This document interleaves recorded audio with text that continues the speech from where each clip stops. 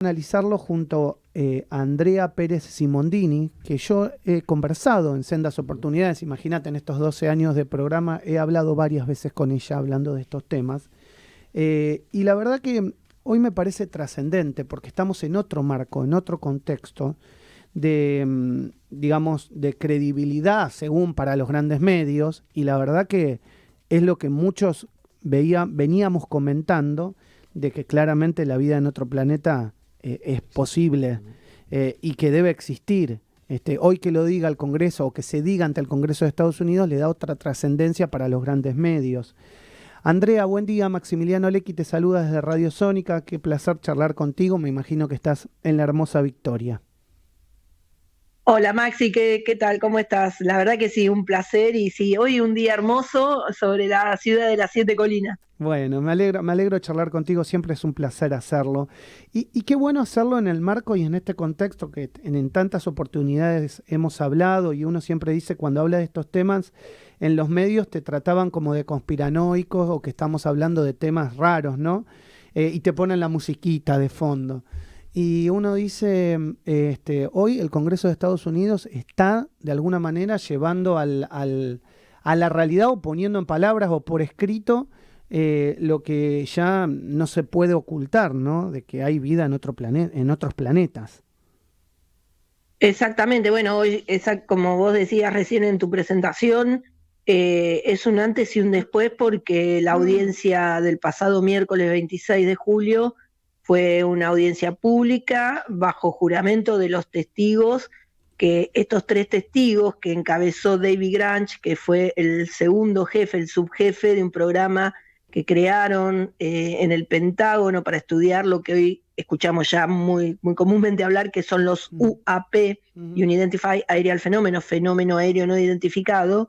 Reconoce que él ha tenido acceso a programas negros del gobierno americano en distintas agencias y que ha dado con programas que habían logrado recuperos de estos eventos que definió de origen no humano y que además tenían material biológico. Claro. Y no solo eso, Maxi, él manifestó que había contratistas privados que ya estaban recreando ingeniería inversa de estos materiales, y de hecho el Senado recientemente de Estados Unidos sacó una ley donde hasta multa a aquellos contratistas que no ingresaran al estudio estos materiales y los tuvieran en posesión. Así que esto es un antes y un después, sin lugar a duda. No, sí, tal vez sea uno de los hitos más importantes en la historia de la humanidad. Pero además, pensar esto, ¿no? ¿Por qué los Estados Unidos o el Congreso hoy le parece tan trascendente? Y yo pensaba, acá también hay una cuestión dineraria y económica, que cuál es. Hoy tienen que empezar a preguntarse también los propios contribuyentes americanos a dónde van sus recursos, y seguramente iban a estas, digamos, a esta aplicar tecnología inversa, a estas investigaciones. ¿Dónde se les va? Bueno, se les va a estas cosas que el gobierno no estaba diciendo, ¿no?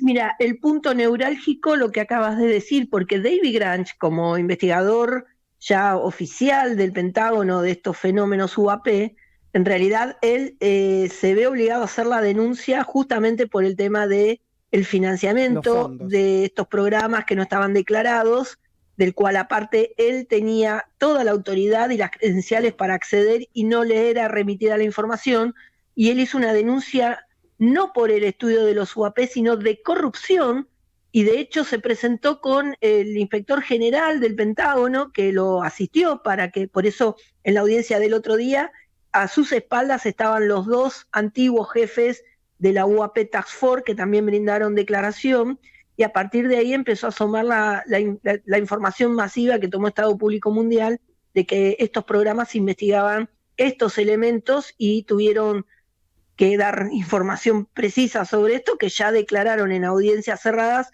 ante el Senado y ante ahora la Cámara de Diputados después de la audiencia del otro día, el 26 de julio. Andrea, yo te hago una pregunta que seguramente te lo deben consultar más de un periodista. ¿Qué está pasando en nuestros cielos respecto a estas famosas pelotas que se ven en diferentes lugares del mundo? Inclusive hay una cámara que hace algunos días desde la Estación Espacial Internacional, filmó una gran flota, algunos dicen de ovnis o de estas pelotas, dirigiéndose hacia la Antártida, y que después tuvieron que borrar esas imágenes y sacaron el vivo que generalmente quedaba. ¿De qué estamos hablando? ¿Qué son? Bueno, esto es lo que hace de que se involucre de lleno la NASA, que tiene la capacidad y vamos a escuchar hablar mucho también en estos tiempos, de firmas digitales, que son los sensores de registro, que no solo están en los satélites fuera de nuestra atmósfera, sino a modo de radares de todo tipo en nuestra atmósfera, y hasta de sensores subacuáticos, porque estos eventos son transmedios. Pero en relación a esas pelotas que entran y salen de la atmósfera y se meten debajo del agua, ahora la NASA va a arbitrar para que todos esos dispositivos registren y direccionen al registro de lo que pudieran ser estos eventos aéreos. Y bueno, ahora en agosto estaríamos todos a la espera de la presentación de ese primer informe, que en mi opinión no va a decir más que efectivamente estamos registrando estos eventos aéreos que no sabemos de qué se trata. Por supuesto no van a decir que sean de origen no humanos, pero sí le van a poner una mirada de estudio más profunda. Pero esto ya de por sí va a ser un gran avance viniendo de la NASA, que en toda la vida negó todo. Y bueno, y Bill Nelson hizo además esas declaraciones desde nuestro mismísimo país, Sí. que todavía sigue dando vuelta por acá en Argentina, creo que ayer estuvo en Córdoba, donde siguen preguntándole sobre estas cuestiones, y bueno, y él naturalmente está dando declaraciones. Así que en mi opinión, es parte de la problemática de lo que no se puede identificar, y por eso está generando tanto impacto público y a nivel institucional.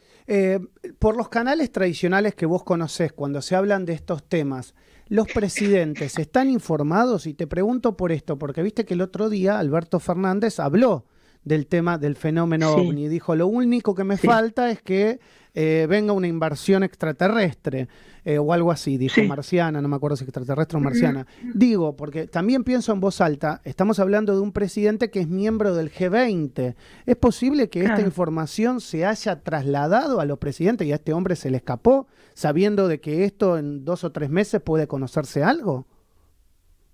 No solo que sabe, sino que Alberto Fernández fue testigo de un evento OVNI, y efectivamente esto ya es una cuestión de Estado y tiene información permanentemente todos los estados internacionales. Ahora, ¿qué se hace con esa información? Ahí es otro tema. En Argentina puntualmente no se le da mayor importancia, más que algún curioso que esté en algún lugar relevante a nivel de autoridad, que pudiera darle mayor o menor impulso por una cuestión particular de esa persona. No es una cuestión que sea objeto de estudio por la ciencia en Argentina, mucho menos por las autoridades, porque acá en Argentina, en general pasaba en Sudamérica, pero ahora quedó muy radicalizado en Argentina. Comúnmente la misma sociedad es la que impacta el negativo sobre alguna autoridad que diga que estudia estos fenómenos. Lo sabemos porque allá en el 2011, cuando desde Sephora pugnamos y generamos fuerte presión que llevó a que se forme la comisión dentro de la Fuerza Aérea, que hoy sigue activa, la sociedad misma ridiculizaba no solo el hecho de que la Fuerza Aérea pierda tiempo investigando estos fenómenos, sino que en la posibilidad de que invirtiera recursos, los gastara en esas cosas y no en temas más preponderantes y de necesidad, como la educación, la salud, la seguridad. ¿Sabés qué, Andrea? No lo sabía, pero ¿cuál fue el fenómeno que vivió Alberto Fernández como fenómeno OVNI?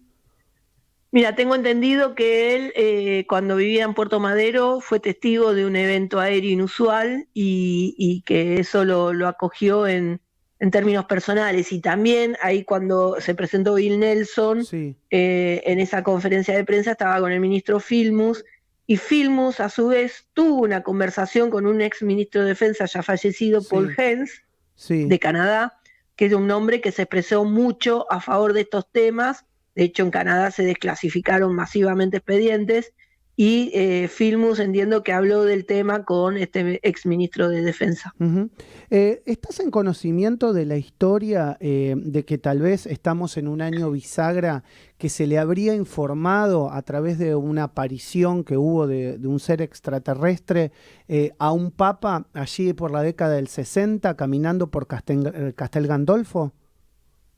Bueno, sí, ese es un caso muy conocido, que por supuesto no hay nada que pueda probar que eso sucedió, pero sí es muy conocido y es más, lo que trascendió de esa supuesta reunión es que la información a la cual accedió el Papa era de tal magnitud que juró no revelarlo, ¿no? Y se murió con el secreto.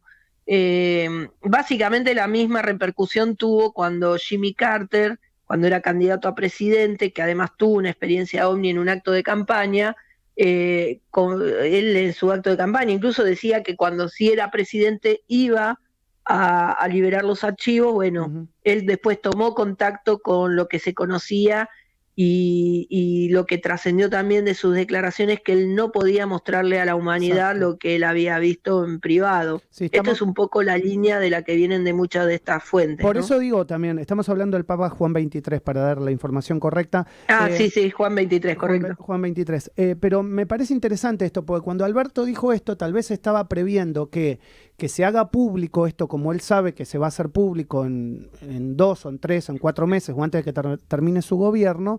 Él dice puede llegar a generar una hecatombe económica. ¿Qué hecatombe económica uno piensa puede llegar a generar conocer esto? ¿Qué es la magnitud de la que tenemos que esperar? Porque a lo mejor puede haber un gran temor a nivel mundial, o una, no sé, o entender de que el sistema así como está, el sistema capitalista, hablo de producción, no sería útil en base a lo que a lo mejor pueda llegar a aparecer. Digamos, ¿qué magnitud tenemos que tomar que a lo mejor todavía no entendemos de lo que puede pasar? Bueno, en principio pensá que va a haber un cambio de paradigma y nosotros y tuvimos la posibilidad de hablar, por ejemplo, con Luis Elizondo, que fue quien en el 2017 apareció en esta etapa del New York Times como jefe de un programa del Pentágono que estudiaba los UAP, y él cuando nos reunimos, una de las manifestaciones fuertes que hizo, que un impacto fuerte va a ser el tema del concepto religioso que hay Claro, en claro. muchas naciones y poblaciones, pero fundamentalmente en los funcionarios que tuvieran que acceder a la desclasificación. Eso es un impedimento tremendo porque, bueno, hoy tenemos en nuestro mundo guerras históricas de toda la vida por estas cuestiones. Eso va a ser un impacto. Y en el término económico, claramente el tema de la reingeniería, digamos, muchos de los eventos que hoy están saliendo a la luz que pudieran ser recuperos tecnológicos. De hecho, tenemos el antecedente que puso de manifiesto un militar, que era Philip Corso, que escribió un libro incluso, donde él daba por certero el estrellamiento de Roswell, y él con su unidad participó del recupero de los restos, y entre esas manifestaciones habló de dos cosas muy trascendentes: que ese ovni tenía tecnología y que ya tenía fibra óptica, y que recuperaron unos materiales que fueron los transistores que dieron origen a todo el desarrollo tecnológico, incluso de las comunicaciones. Ujú. Entonces hoy la Bell South fue una de las empresas que en su momento fundamentó que su desarrollo tecnológico venía de los elementos recuperados del accidente de Roswell. Creemos, Accidente que todos estamos esperando que sea el que salga a la luz, por supuesto. creemos que para finalizar, que es una o son una o varias civilizaciones, nos vienen a ayudar o podemos también prever que sean hostiles.